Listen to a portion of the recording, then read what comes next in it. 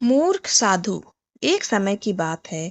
देव शर्मा नाम के एक ऋषि थे जो एक शहर के बाहरी इलाके में एक मंदिर में रहते थे।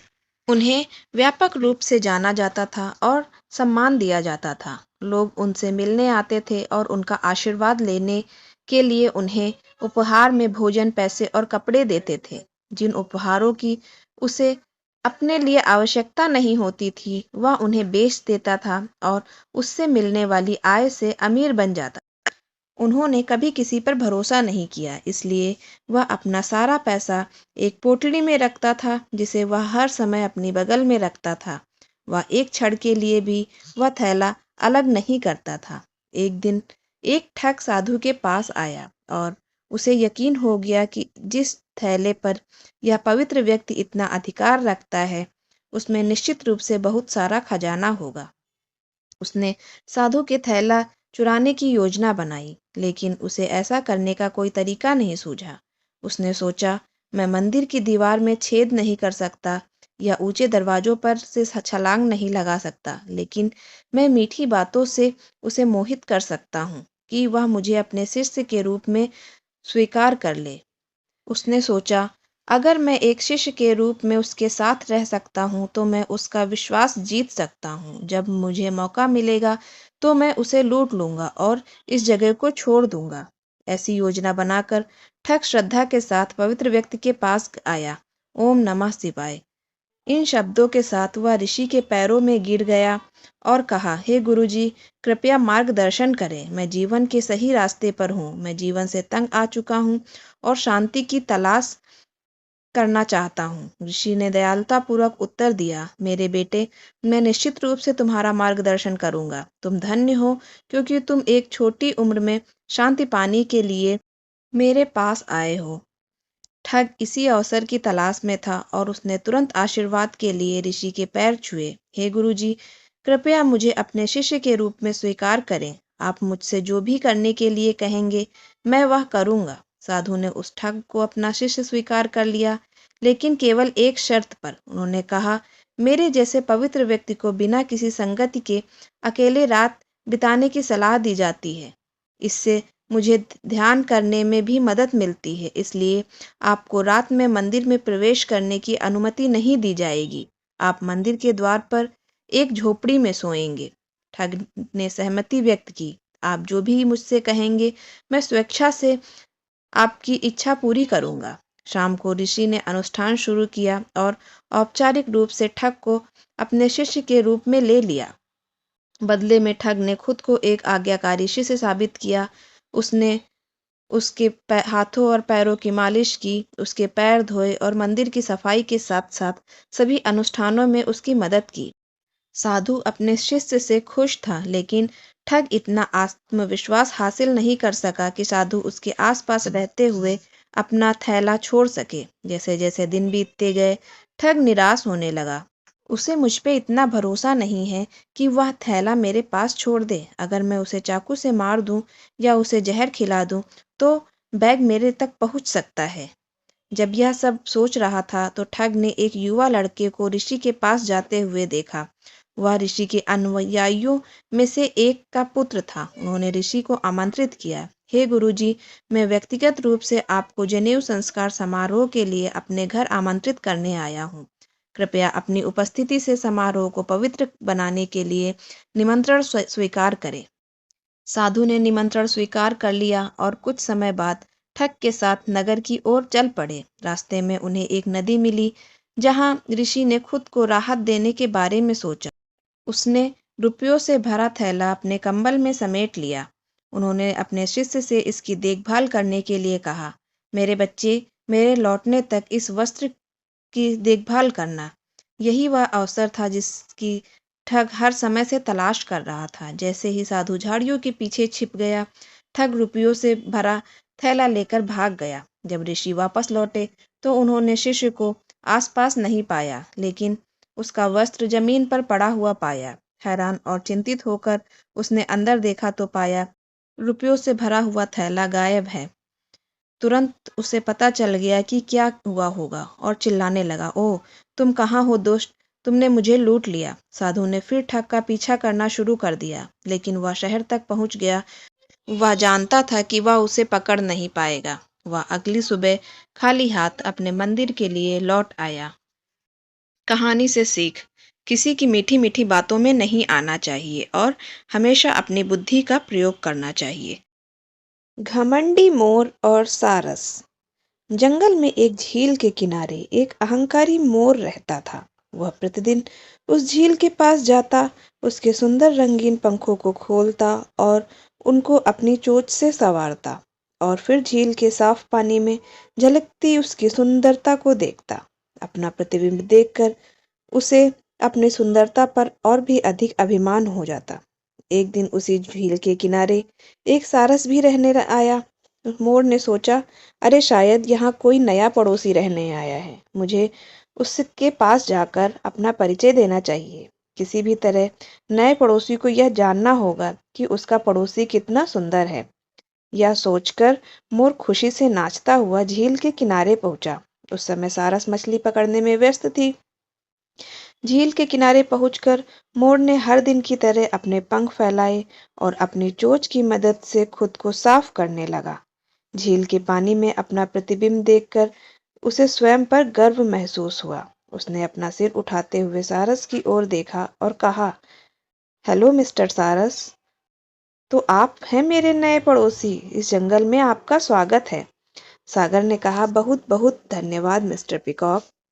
मोर ने अपनी बात जारी रखते हुए कहा, श्रीमान सारस, मुझे यह देखकर आश्चर्य हो रहा है कि आप अपने इन सपाट सफेद सादे पंखों से कितने संतुष्ट हैं। ये देखने में बहुत सादे हैं और इनमें कोई सुंदरता नहीं जोड़ते। सारस मुस्कुराया और मोर की ओर देखा, हवा में उड़ गया और मोर के पास आ गया। फिर उसने मोर से कहा, प्रिय मोर, भगवान ने हमें पंख दिए हैं ताकि हम उनकी सहायता से उड़ सके। इसमें कोई संदेह नहीं कि आपके पंख बहुत सुंदर हैं। ये देखने में तो बहुत आकर्षक लगते हैं, लेकिन इनका कोई उपयोग नहीं। यदि आवश्यक हो तो उनकी सहायता से आप अधिक दूरी तक या अधिक ऊंचाई पर और अधिक समय तक उड़ान नहीं भर सकते। इसके विपरीत मेरे पंख साधारण हैं लेकिन बहुत उपयोगी हैं। ये दिखने में तुम्हारे पंखों जितने सुंदर नहीं हैं, लेकिन इनकी मदद से मैं तुमसे भी आगे अधिक ऊंचाई पर और बिना थमे लंबे समय तक उड़ सकता हूँ। सारस की यह बात सुनकर मोर आश्चर्यचकित रह गया। वह कुछ नहीं कह सका और शर्मिंदा होकर वापस लौट आया। उस दिन के बाद से मोर ने कभी भी अपने पंखों का झूठा घमंड नहीं किया। तो इस कहानी से हमें क्या सीख मिलती है कि केवल सुंदरता की अपेक्षा उपयोगिता अधिक महत्वपूर्ण है और खुद पर ज्यादा घमंड नहीं करना चाहिए। चालाक बुढ़िया। एक छोटे से गांव में एक बुढ़िया गांव के बाहर खेतों में एक झोपड़ी में रहा करती थी। वो देखने में बहुत डरावनी थी। बूढ़ी अम्मा की एक बहुत ही सुंदर और गुणवान बेटी थी, सोना, जो विवाह योग्य हो गई थी। बूढ़ी अम्मा उसके लिए गांव के जंगल से अक्सर फल लेकर आया करती थी। एक दिन बूढ़ी अम्मा जंगल से कुछ फल लेकर अपनी झोपड़ी में आती है और देखती है कि उसकी बेटी सोना कहीं नजर नहीं आ रही है। बूढ़ी अम्मा, अरे ये सोना कहाँ चली गई? दिखाई क्यों नहीं दे रही है? अरे ओ सोना, कितनी बार कहा है इस झोपड़ी को लांग कर मत जाया कर, लेकिन मेरी सुनती कब है ये लड़की? थोड़ी देर बाद सोना झोपड़ी में आती है। बूढ़ी अम्मा, अरे सोना, आ गई तू? कितनी बार कहा है बाहर मत जाया कर। वो कन्हैया भूत हमारी झोपड़ी के बाहर ही बैठा रहता है। वह आते जाते गांव वालों को परेशान किया करता है और तुझ पर तो वैसे ही उसकी बुरी नजर है, लेकिन तू है कि सुनती ही नहीं। हे भगवान, अगर तेरी जल्दी से शादी हो जाए तो मैं गंगा नहा लूं। सोना, क्या माँ, आप भी मेरी शादी के पीछे पड़ी रहती हैं। मैं ना करूं शादी वादी, अभी मेरी उम्र तो खेलने कूदने की है। बूढ़ी अम्मा, अरे हट पगली कहीं की, 16 की हो जाएगी इस माँ, जल्दी से कोई सही लड़का मिल जाए बस। सोना, अरे अम्मा, ऐसा कोई बना ना भी। तभी बुढ़िया की ये सब बातें वो कन्हैया भूत कान लगाकर सुन रहा था। कन्हैया भूत, अरे ओ बुढ़िया, अपनी सुंदर बेटी का ब्याह मुझसे ही करवा दे। हाँ, इतना झक्कास तो दिखता हूं मैं। कोई और है इस गांव में इस कन्हैया भूत से ज्यादा स्मार्ट? नहीं ना, लेकिन तू है कि समझती ही नहीं, मेरा प्यार दिखाई नहीं देता तुझे। अरे ओ मेरे प्यार के दुश्मन, करवा दे मेरी ब्याह अपने सुंदर सोना से। हा हा हा। बूढ़ी अम्मा मन में, अरे मुआ कन्हैया भूत तो मेरी बेटी के पीछे ही पड़ गया है, यह ना मानने वाला ऐसे, इसका तो मुझे कुछ ना कुछ करना ही पड़ेगा। बूढ़ी अम्मा, अरे ओ कन्हैया भूत, तू अगर मेरी सोना से शादी करना चाहता है तो तनिक मेरी झोपड़ी के इस छेद के अंदर जाकर दिखा, तभी करूंगी अपनी सोना से तेरा ब्याह, समझा? सोना, अम्मा क्या बोल रही हो, मेरी शादी भूत से करवाओगी? हे भगवान, क्या दिन आ गए हैं। कन्हैया भूत, अरे हाँ हाँ, खूंखार बुढ़िया, इसमें कौन सी बड़ी बात है, ये तो मेरे बाएं हाथ का खेल है, अभी आता हूँ अंदर। हाँ, अल ककड़ी ककड़ी, अल ककड़ी ककड़ी, कन्हैया बन जा मकड़ी। तभी वो मकड़ी बन जाता है और बुढ़िया की झोपड़ी के दरवाजे के छोटे से छेद के अंदर आ जाता है। जैसे ही वो अंदर आता है, बूढ़ी अम्मा एक कांच की शीशी दरवाजे के छेद पर लगा देती है, जिसके बाद वो कन्हैया भूत उस कांच की शीशी के अंदर कैद हो जाता है। बूढ़ी अम्मा, हा हा हा, अब आया ना मजा? क्या रे कन्हैया भूत, तू चला मेरी बेटी से ब्याह करने, अब करके दिखा, अब हो गया ना तू कैद तू, अब रह बंद इसी बोतल में। हा हा हा। कन्हैया भूत, अरे वो खूंखार बुढ़िया, ये तूने क्या किया? कन्हैया भूत को ही बेवकूफ बना दिया, ये तूने अच्छा नहीं किया, तू जानती नहीं है कन्हैया से पंगा अच्छा नहीं है, चल जल्दी से मुझे बाहर निकाल, चल निकाल मुझे बाहर। बूढ़ी अम्मा, अरे नहीं नहीं, अब देख तू कन्हैया, अब मैं तुझे अच्छे से मजा सिखाऊंगी। हाँ, बड़ा आया था मेरी बेटी से ब्याह करने, हा हा हा। इसके बाद बूढ़ी अम्मा कांच की शीशी में बंद कन्हैया भूत को जंगल में एक पेड़ के पास रख देती है। शीशी में बंद कन्हैया भूत बार बार मुझे छोड़ दो, मुझे छोड़ दो की आवाजें लगा रहा था। बूढ़ी अम्मा, अब रह तू यहाँ कन्हैया, कोई नहीं आएगा तुझे इस कैद से आजाद कराने। हाँ, कहते हुए वो बूढ़ी अम्मा अपनी झोपड़ी में चली जाती है। कई दिनों तक शीशी में कन्हैया भूत मुझे शीशी से बाहर निकालो, मुझे शीशी से बाहर निकालो की आवाजें देता रहा, लेकिन किसी को भी उसकी आवाज सुनाई नहीं पड़ी। कन्हैया भूत, मुझे शीशी से बाहर निकालो, निकालो मुझे शीशी से। एक दिन एक धोबी उस पेड़ के पास से गुजर रहा था। धोबी, अरे भाई, आज तो बहुत गर्मी है, चलते चलते थक गया हूँ, थोड़ा आराम कर लेता हूँ। वो धोबी उसी पेड़ के पास बैठ जाता है कि तभी उसे कन्हैया भूत की आवाज आती है। कन्हैया भूत, निकालो मुझे शीशी से, निकालो मुझे, अरे कोई सुनता क्यों नहीं मेरी आवाज, भाई निकालो मुझे यहाँ से। धोबी, अरे भाई, ये आवाजें कहाँ से आ रही हैं? भाई, लगता है कोई सहायता के लिए पुकार रहा है। धोबी इधर उधर देखने लगता है कि उसे पेड़ के पास रखी कांच की बोतल दिखती है, उसमें कन्हैया भूत मकड़ी के रूप में था। धोबी ये देखकर हैरान हो गया। धोबी, अरे भाई, ये शीशी में बंद मकड़ी कैसे बोल रही है, ऐसा तो पहले कभी नहीं देखा। धोबी वो शीशी अपने हाथ में ले लेता है और मकड़ी को बाहर निकाल लेता है। तभी कन्हैया भूत अपने असली रूप में आ जाता है। कन्हैया भूत, अरे भाई, वाह वाह, तुम्हारा बहुत धन्यवाद भाई, न जाने कितने दिनों से इस बदबूदार शीशे में बंद था। छी छी छी, क्या बताऊं कैसी जिंदगी हो गई है मेरी, कई दिनों से ना कुछ खाया है ना पिया है, हाय हाय, बहुत जोरों की भूख लगी है। ए भाई, कुछ खाने को है क्या, जल्दी दे दे, पेट में चूहे अकड़ी बकड़ी खेल रहे हैं। धोबी कन्हैया भूत की ये सारी बातें सुनकर हैरान हो जाता है। धोबी, क्या तुम भूत हो भाई, आखिर तुम इस शीशी में कैसे आए, मुझे तो कुछ समझ नहीं आ रहा है। कन्हैया भूत, अरे बताता हूँ रे, इतना हाइपर क्यों होता है, पहले कुछ खाने को तो दे।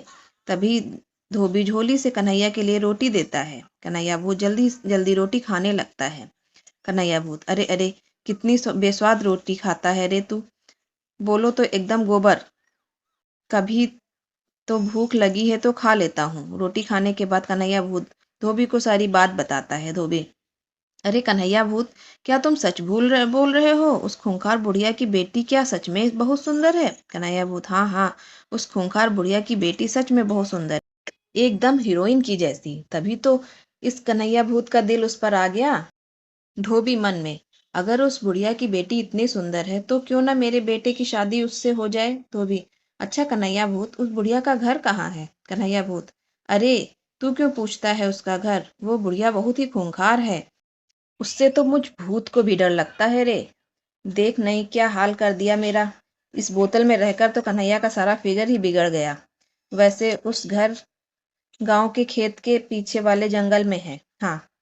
धोबी, अच्छा ठीक है, अब मैंने तुम्हें इस कैद से रिहा किया है, अब तुम आजाद हो, लेकिन अब मुझसे वादा करो कि तुम किसी को भी परेशान नहीं करोगे। कन्हैया भूत, अच्छा ठीक है, तूने कन्हैया की मदद की और तो इतना तो बनता है। चल मैं वादा करता हूँ कि किसी को परेशान नहीं करूंगा। जिसके बाद धोबी वहां बुढ़िया के घर जाता है। तभी बुढ़िया धोबी को देखती है। बुढ़िया, अरे ओए भाई, कहाँ कहाँ कहाँ मुंह उठा के चले आ रहे हो? कौन हो तुम और यहाँ मेरी झोपड़ी में क्या करने आए हो? पहले उस खूंखार बुढ़िया को देखकर धोबी थोड़ा डर जाता है। धोबी, ओ अम्मा, मुझे अपने बेटे के लिए तुम्हारी बेटी सोना पसंद है। अगर तुम्हारी मंजूरी हो तो मैं अपने बेटे की शादी सोनी से कराना चाहता हूँ। धोबी की यह बात सुनकर पहले बुढ़िया थोड़ा सोच में पड़ जाती है। बुढ़िया, क्या कहा तुमने? मेरी बेटी सोना की शादी तुम अपने बेटे से कराना चाहते हो? क्या तुम्हें पता नहीं पूरा गांव डरता है मुझसे? अगर मेरी बेटी को तुम्हारे घर में जरा भी तकलीफ हुई तो मैं तेरा क्या हाल करूंगी? धोबी, अरे नहीं अम्मा, मेरा एक ही इकलौता बेटा है जिसके लिए मुझे सुंदर लड़की चाहिए, और तुम्हारी बेटी इस गांव में सबसे सुंदर है। बुढ़िया, हाँ हाँ वो तो है, मेरी बेटी सोना इस गांव में नहीं बल्कि आसपास के सभी गांवों में सबसे ज्यादा सुंदर है। चलो ठीक है, मुझे ये रिश्ता मंजूर है। कल ही सोना और तुम्हारे बेटे की शादी करा देते हैं। शुभ काम में देरी कैसी? जिसके बाद सोना और धोबी की बेटे की शादी बड़ी धूमधाम से की जाती है। तभी ये बात कन्हैया भूत को पता चलती है कि उस बुढ़िया की बेटी की शादी धोबी के बेटे से हो गई है। कन्हैया भूत, अच्छा भैया, तो इस खूंखार बुढ़िया ने अपनी बेटी की शादी इस धोबी के बेटे से कर दी। ये तुमने अच्छा नहीं किया। अब मैं इस रामू को अच्छा मजा चखाऊंगा। आखिर कन्हैया भूत नाम है मेरा, ऐसे सस्ते में पीछा नहीं छोड़ूंगा भैया। जिसके बाद वो कन्हैया भूत धोबी के घर जाता है और देखता है कि रामू अपने घर में सो रहा है। तभी वो रामू के पास जाता है और रामू का गला दबाने लगता है। कन्हैया भूत, आज तो इस रामू को मार ही डालूंगा। मेरी सोना से ब्याह रचा के बैठा है, इसको मार के इसका किस्सा ही खत्म कर दूंगा। तभी वहां पर सोना आ जाती है और जोर जोर से चिल्लाने लगती है, सोना बचाओ बचाओ, कोई इन्हें बचाओ, ये कन्हैया भूत इन्हें मार डालेगा। तभी सोना की आवाज सुनकर वहां पर धोबी आ जाता है। धोबी वहां कन्हैया को देखकर हैरान हो जाता है। धोबी, अरे तू यहाँ कैसे आया? मैंने तुझे उस शीशी से आजाद किया था ना। तूने वादा किया था कि तू किसी भी गांव वाले को परेशान नहीं करेगा, लेकिन तू तो मेरे ही बेटे की जान लेने पे उतारू हो गया। चल छोड़ मेरे बेटे को। कन्हैया भूत, अरे ओ धोबी, तूने कन्हैया भूत को बेवकूफ बनाया। लगता है तेरा दिमाग खराब हो गया है जो तूने सोना की शादी अपने इस बेटे से करवा दी। अब देख तू कन्हैया भूत कैसे तेरी जान ले लेगा। हाँ, तभी वहां पर सोना की माँ वही बुढ़िया आ जाती है, जिसके हाथ में फिर से एक शीशी होती है। कन्हैया भूत, अरे ओ कन्हैया, छोड़ रामू को। लगता है मेरा सिखाया सबक बहुत जल्दी भूल गया तू। देख, फिर वही कांच की शीशी लेकर आई हूँ। बता रही हूँ तुझे इसी में कैद कर दूंगी। बता, करूं तुझे कैद? कन्हैया भूत, अरे अरे अरे, ये खूंखार बुढ़िया मेरा पीछा क्यों नहीं छोड़ती? हाय हाय, न जाने कौन से जन्म का बदला ले रही है मुझसे। भाई, लगता है यहाँ से भागना ही पड़ेगा इसका। कन्हैया बेटा, यहाँ से जल्दी खिसक, दोबारा आऊंगा मैं अपनी सोना को लेने। हाँ बुढ़िया, चल भाग यहाँ से, बड़ा आया मेरी सोना को लेने। रामू, अच्छा हुआ सासू माँ जो आप वक्त पर आ गई, नहीं तो कन्हैया आज मेरी जान ही निकाल देता। बुढ़िया, एक लुच्चे से भूत से मेरी सोना को नहीं बचा पाए, मेरी बेटी को पता नहीं कैसे संभालेगा। खैर, अब तो बुढ़िया भी तेरे साथ अच्छे से ख्याल रखना। लालची फल वाला। एक बार की बात है, एक गांव में एक लालची फल वाला रहता था। उसका नाम था रामू। रामू हमेशा अपने फलों का ज्यादा दाम लगाता था। वह अपने ग्राहकों को धोखा भी देता था। वह अक्सर खराब फल को अच्छे के रूप में बेच देता था। एक दिन रामू बाजार में अपने फलों की दुकान लगा रहा था। तभी एक गरीब लड़का आया। उस लड़के का नाम था मोहन। मोहन ने रामू से 1 किलो आम खरीदे। रामू ने मोहन से 100 रुपए लिए। मोहन ने घर आकर आम खाए, लेकिन आम खराब थे। मोहन के मुंह में खट्टापन आ गया। मोहन दोबारा रामू की दुकान पर गया। उसने रामू से कहा, रामू, तुमने मुझे खराब आम बेच दिए। रामू ने कहा, मैंने तो तुम्हें अच्छे आम दिए थे। मोहन ने कहा, मैं तुम्हारे आमों को खा चुका हूँ, लेकिन वे खराब हैं। रामू ने कहा, अगर तुमने खा लिया तो अब क्या कर सकते हैं? मोहन ने कहा, मैं तुम्हारे खिलाफ शिकायत करूंगा। रामू ने कहा, तुम शिकायत करो, मैं तुमसे कुछ नहीं कहूंगा। मोहन ने रामू के खिलाफ शिकायत की। पुलिस ने रामू को गिरफ्तार कर लिया। रामू को कोर्ट में पेश किया गया। कोर्ट में रामू को दोषी पाया गया और उसे 1 महीने की जेल की सजा सुनाई। रामू जेल में रहने के बाद बहुत पछताया। उसने सोचा कि लालच से उसका क्या नुकसान हुआ। उसने फैसला किया कि वह अब कभी लालच नहीं करेगा। रामू जेल से छूटने के बाद अपना व्यवहार बदल दिया। वह अपने ग्राहकों को अच्छे फलों के सही दाम पर बेचने लगा। वह अपने ग्राहकों के साथ ईमानदारी से बात करने लगा। रामू के इस बदलाव से गांव के लोग बहुत खुश हुए। उन्होंने रामू की प्रशंसा की। रामू ने अपने लालच से सबक लिया और एक अच्छा इंसान बन गया। इस कहानी से हमें क्या शिक्षा मिलती है कि लालच एक बुरी आदत है। इसे हमें नुकसान ही होता है। हमें कभी भी लालच नहीं करना चाहिए। लालची मिठाई वाला। दीनापुर गांव में सोहन नाम का एक हलवाई रहता था। वह खूब बढ़िया और स्वादिष्ट मिठाइयाँ बनाने के लिए जाना जाता था। इसी वजह से उसकी दुकान पूरे गांव में मशहूर थी। पूरा गांव उसी की दुकान से मिठाइयाँ खरीदता था। वह और उसकी पत्नी मिलकर शुद्ध देसी घी से मिठाइयाँ बनाते थे, जिससे मिठाइयाँ काफ़ी अच्छी और स्वादिष्ट बनती थी। हर रोज़ शाम होते होते उसकी सारी मिठाइयाँ बिक जाती थी और उसे अच्छा मुनाफा भी होता था। मिठाइयों से जैसे ही आमदनी बढ़ने लगी, सोहन के मन में और पैसा कमाने का लालच आने लगा। अपने इसी लालच के चलते उसे एक तरकीब सूझी। वह शहर गया और वहां से 2 चुंबक के टुकड़े लेकर आया। उस टुकड़े को उसने अपने तराजू के नीचे लगा दिया। इसके बाद जब ग्राहक आया जिसने सोहन के पास से 1 किलो जलेबी खरीदी, इस बार तराजू में चुंबक लगने की वजह से सोहन को अधिक मुनाफा हुआ। उसने अपनी इस तरकीब के बारे में अपनी पत्नी को भी बताया, लेकिन उसकी पत्नी को सोहन की यह चालाकी अच्छी नहीं लगी। उसने सोहन को समझाया कि उसे ग्राहकों के साथ इस तरह की धोखेबाजी नहीं करनी चाहिए। लेकिन सोहन ने अपनी पत्नी की बात बिल्कुल भी नहीं सुनी। वह हर रोज तराजू के नीचे चुंबक लगाकर अपने ग्राहकों को धोखा देने लगा। इसके उसका मुनाफा बढ़कर कई गुना अधिक हो गया। इससे सोहन को काफी खुशी हुई। एक दिन सोहन की दुकान पर रवि नाम का एक लड़का आया। उसने सोहन से 2 किलो जलेबी खरीदी। सोहन ने इसे भी चुंबक लगे तराजू को से तोलकर जलेबी दे दी। रवि ने जैसे ही जलेबी उठाई, उसे लगा कि जलेबी का वजन 2 किलो से कम है। उसने अपना शक दूर करने के लिए सोहन से दोबारा से जलेबी को तोलने के लिए कहा। रवि की बात सुनकर सोहन चिढ़ गया। उसने कहा, मेरे पास इतना फालतू समय नहीं है कि मैं बार बार तुम्हारी जलेबी भी तोलता रहूं। इतना कहकर उसने रवि को वहां जाने के लिए कह दिया। सोहन मिठाई वाले की बात सुनने के बाद रवि जलेबी लेकर वहां से चला गया। वह एक दूसरी दुकान पर गया और वहां बैठे मिठाई वाले से अपनी जलेबी तोलने के लिए कहा। जब दूसरे दुकानदार ने जलेबी तोली तो जलेबी सिर्फ 1.5 किलो ही निकली। अब उसका शक यकीन में बदल गया। उसे पता चल गया था कि सोहन मिठाई वाले के तराजू में कुछ गड़बड़ है। अब उसने तराजू की गड़बड़ को सबके सामने लाने के लिए खुद एक तराजू खरीद लिया और उसे ले जाकर सोहन मिठाई वाले की दुकान के पास ही रख दिया। फिर रवि अपने सभी गांव के लोगों को वहां पर इकट्ठा करने लग गया। जैसे ही लोगों की थोड़ी भीड़ बढ़ने लगी तो उसने गांव वालों से कहा कि आज मैं आप सभी को एक जादू दिखाऊंगा। यह जादू देखने के लिए बस आप लोगों को सोहन मिठाई वाले से खरीदा गया सामान एक बार इस तराजू में तोलना होगा। तब आप देखेंगे कि कैसे सोहन मिठाई वाले के तराजू में तोली गई मिठाइयाँ इस दूसरे तराजू में अपने आप ही कम हो जाती हैं। कुछ देर बाद 1-2 लोग मिठाई लेकर रवि के पास पहुंचे तो उसने ऐसा करके भी दिखाया। इसके बाद सोहन के दुकान से जिसने भी मिठाई खरीदी थी, सभी ने रवि के तराजू में तोल कर देखी तो सबकी मिठाइयाँ 150 ग्राम से लेकर आधा किलो तक कम निकली। यह सब देखकर लोगों को काफी हैरानी हुई। अपनी दुकान के पास ही यह सब होता देख सोहन मिठाई वाला रवि से झगड़ा करने लगा। उसने लोगों को बताया कि रवि यह सब नाटक कर रहा है।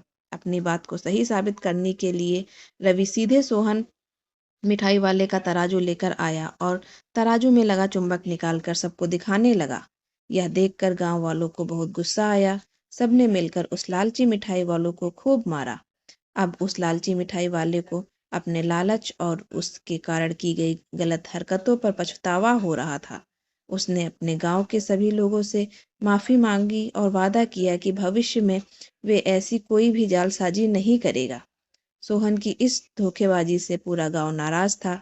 इसलिए लोगों ने उसकी दुकान में जाना काफ़ी कम कर दिया। इधर सोहन ने के पास पछतावे के अलावा कुछ और नहीं बचा था, क्योंकि वो पूरे गांव वालों का भरोसा खो चुका था। इस कहानी से हमें क्या सीख मिलती है कि हमें कभी भी लालच नहीं करना चाहिए। हमेशा ईमानदारी के साथ अपना काम करने से ही इंसान का नाम होता है। लालच के चलते भले ही कुछ समय के लिए अच्छा फायदा हो, लेकिन इससे इज्जत और आत्मसम्मान दोनों कम हो जाते हैं। गरीब मोची। चैनपुर गांव में एक भोला भाला गरीब लेकिन हुनरमंद मोची था। वह अपनी पत्नी कलावती और बेटे कालू के साथ रहा करता था और मोची का काम किया करता था। लेकिन गांव में भी मॉडर्न जूते चप्पल आ जाने के कारण उसका धंधा बंद होने के कगार पर था, क्योंकि आजकल लोग नए नए डिजाइन के जूते व चप्पल पहनते थे और हाथ से बनाई हुई चप्पल उन्हें पसंद नहीं आती थी। ऐसे ही एक दिन कलावती सुंदर से कहती है, कलावती, सुन रहे हो जी? कालू ने कल से कुछ नहीं खाया, सूख कर काटा हो गया है। घर में कुछ खाने को नहीं है। सुंदर, तो इसमें पूछना क्या था? साहब जी की दुकान से जाती, खाने के लिए ले आती। कलावती, कल साहब जी की दुकान पर गई थी आटा लेने, लेकिन दुकानदार ने साफ मना कर दिया। बोला कि पहले का हिसाब चुकता करो, उसके बाद राशन मिलेगा। सुंदर, बात तो सही कह रहा है। साहब जी का बकाया ज़्यादा हो गया है, पर क्या करें, कोई कस्टमर आता ही नहीं दुकान पर। सब बगल के बाजार में, खुले मॉल में मशीन से बने जूते चप्पल ले आते हैं। कलावती, तो शहर में जाकर ही कुछ काम क्यों नहीं करते? शहर में कमाई अच्छी है, क्यों ना वहीं चले? तभी अचानक ही सुंदर को उल्टी हो जाती है और वह कराहने लगता है। कालू, बाबूजी को क्या हुआ आपको? ठीक तो है ना आप? सुंदर, कुछ खाने को दे दो, बहुत जोर की भूख लगी है, अब नहीं बचूंगा, मर जाऊंगा मैं। कलावती, बाहर से कुछ घास लाकर ही दे दो, नमक छिड़क कर उसे खा पी पाऊंगा तो भूख तो कम होगी ना। कलावती, यह आप कैसी बातें कर रहे हैं? कैसे दे दूं जी? पूरे घास पर तो बकरी और कुत्ते का मलमूत्र है और आप कह रहे हैं कि वो घास मैं आपको खाने को दे दूं। सुंदर, कोई बात नहीं, उसे धोकर ही दे दो, नहीं तो यह भूख मेरी जान लेकर ही रहेगी। कलावती, पर 2 दिनों से आप वही धोकर खा रहे हैं। अभी इसी कारण से आपको उल्टी भी हुई है। उल्टी में सारा घास ही निकला है। हे भगवान, हमारी मदद करो। सुंदर, कालू, मैं नहीं बचूंगा, तुम्हारे हाथ में जो बैगन है वही दे दो, खा लेता हूँ। कालू, बाबूजी, ये बैगन नहीं है, जूते हैं, लाला ने बनवाए थे, लेकिन अब बोल रहा है कि उनके दामाद ने विलायत से रिबॉक के जूते भेजे हैं, इसलिए वो जूते नहीं लेगा अब। सुंदर, कालू, मुझे कुछ नहीं दिख रहा है, मेरा पेट मरोड़ रहा है, मैं नहीं बचूंगा। कालू बेटे, शहर चले जाना, नहीं तो सब भूख से मेरी तरह मर जाओगे। इसके बाद सुंदर को एक खून की उल्टी होती है और वह वहीं पर दम तोड़ देता है। कलावती दहाड़ मारकर रोने लगती है, जमीन पर अपने हाथों को पटक कर चूड़ियां तोड़ देती है। उसके कानों में अब भी बाबूजी के अंतिम शब्द सुनाई दे रहे थे, शब्द, कालू बेटे, शहर चले जाना, नहीं तो सब भूख से मेरी तरह मर जाओगे। कालू पेड़ों की सूखी हुई पत्तियों और टहनियों को इकट्ठा कर किसी तरह सुंदर मोची का अंतिम संस्कार करता है और 13वें दिन 5 ग्रामीणों को खाना खिलाता है और अपनी माँ से कहता है, कालू, चलो माँ, अब हम शहर चलकर रहते हैं, वहीं रहेंगे। अगले दिन अपने घर, खेत खलिहान को बेचकर वो शहर चला जाता है। वहाँ एक रूम किराए पर लेकर रहने लगता है। वहीं बगल के रूम में रहने वाला नारियल पानी बेचता है और दूसरे रूम में चनाचूर बेचने वाला झमरू बंगाली रहता है। एक दिन नारियल पानी वाला, अरे दादा, कहाँ से हो? अब जब से आए हो गुमशुदा बने चुपचाप बैठे रहते हो, कोई काम धंधा ढूंढा कि नहीं? कहो तो मैं लगा दूं काम भैया। कालू, मैं बिहार से हूँ, जहाँ भी जाता हूँ एक्सपीरियंस मांगते हैं। मेरे पास तो चमड़ी का चप्पल जूता बनाने का एक्सपीरियंस है, इस वजह से मुझे कोई काम नहीं दे रहा है। अब समझ नहीं आ रहा है कि क्या करूँ, कैसे गुजारा होगा इस शहर में। नारियल पानी वाला, मेरा नाम है अय्यर पानी वाला, जूता ही बनाओ, तुम सफ़ेद हो या काला, ई मोल सबसे जल्दी लगेगा ताला, क्योंकि हो रहा है गड़बड़ झाला। कालू, कैसे करूं स्टार्ट भैया? कोई दे नहीं रहा लोन, बैंक हो या लाला। नारियल पानी वाला, कोई नहीं भैया, लोन देगा तुम्हें अय्यर पानी वाला, एडवर्टाइज करेगा झबरू चनाचूर वाला। कालू, भैया मैं खूब मेहनत करूंगा और ईमानदारी से काम करूंगा, जल्दी ही तुम लोगों का पैसा लौटाने की कोशिश करूंगा। नारियल पानी वाला, ओ दादा, ईमानदारी की बीमारी को बंद करो तड़ातड़ी, जैसा पैसेंजर वैसे चलाओ गाड़ी, तभी चमकेगा बिजनेस तुम्हारी। झबरू बंगाली और नारियल पानी वाले ने लोन लेकर कालू मोची एक छोटा सा दुकान खोल देता है। उसके जूते सुंदर और टिकाऊ होते हैं। जल्द ही वह शहर के कस्टमर्स के टेस्ट और डिमांड को पहचान जाता है और उन्हें पसंद आए ऐसे जूते बनाने लगता है। अय्यर पानी वाला और झबरू चनाचूर वाला बिजनेस बढ़ाने में उसकी मदद करते हैं। नारियल पानी वाला, आ जाएं, अपने साइज के जूते ले जाएं, सुंदर, सुडौल और सस्ता, झटपट नाम दे जो रास्ता। ग्राहक, भाई मेरे साइज के जूते यहाँ मिलेंगे क्या? मुझे भी जूते बनवाने हैं। नारियल पानी वाला, मोटे पतले हो या पहलवान या हो कहीं के सुल्तान, सबके लिए यहाँ जूता है श्रीमान। आओ आओ, अंदर आओ, सब है हमारे पास। कालू, आइए पहलवान जी, आप लोगों की मजबूती को ध्यान में रखकर मैंने इस जूते में गेंद का चमड़ा यूज किया है। ये देखिए, बिल्कुल आपके लिए ही बना है यह जूता। ग्राहक, अच्छा, ये जूता नहीं फटेगा? इसका कोई गारंटी है क्या? है ना, मेरे जूते हर 5 महीने में फट जाते हैं। मैं इस बात से बहुत परेशान हूँ। कितना भी महंगा जूता ले लूं, कोई भी नहीं टिकता। तुम्हारे जूते की क्या गारंटी है? अय्यर, कुछ महंगा पड़ेगा, लेकिन 1 साल की गारंटी मिलेगी। इस बीच अगर जूता फट गया तो दूसरा मिलेगा। पहलवान, कोई नहीं, मुझे बस जूते चाहिए, पैसे की कोई दिक्कत नहीं है, बताओ कितने लगेंगे? अय्यर जी, 22,000 के एक, लेकिन आप नेशनल लेवल के पहलवान हैं, इसलिए 15,000 दे दीजिए। पहलवान, ठीक है, ये जूते पैक कर दो। अय्यर, अभी पैक करता हूँ जी, अगली बार जरूर आइएगा। कालू, ओ अय्यर भाई, जूते तो 6,000 के थे, तूने 15,000 में क्यों बेचे? ये तो धोखा हुआ है ना। मैं धोखा देकर काम नहीं करूंगा, क्योंकि मैं दुकान अपने बापू के नाम पर ली है और मैं उनका नाम खराब नहीं करूंगा। अय्यर, देख भैया, हम कोई धोखा नहीं दे रहे हैं। सुनो, वो ठहरा पहलवान, जूते फट गए तो दूसरा जूता मुफ्त में ले जाएगा, इसलिए तो 2 जूतों से ज्यादा दाम मैंने पहले ही ले लिए। अगर आया तो एक जूता दे देंगे, बस तुम्हारे 2 जूते भी एक साथ निकल जाएंगे। कालू, फिर ठीक है, वैसा आइडिया तो सही है, लेकिन तरीका गलत है। जबरू, दादा आप बहुत ही भोले हो।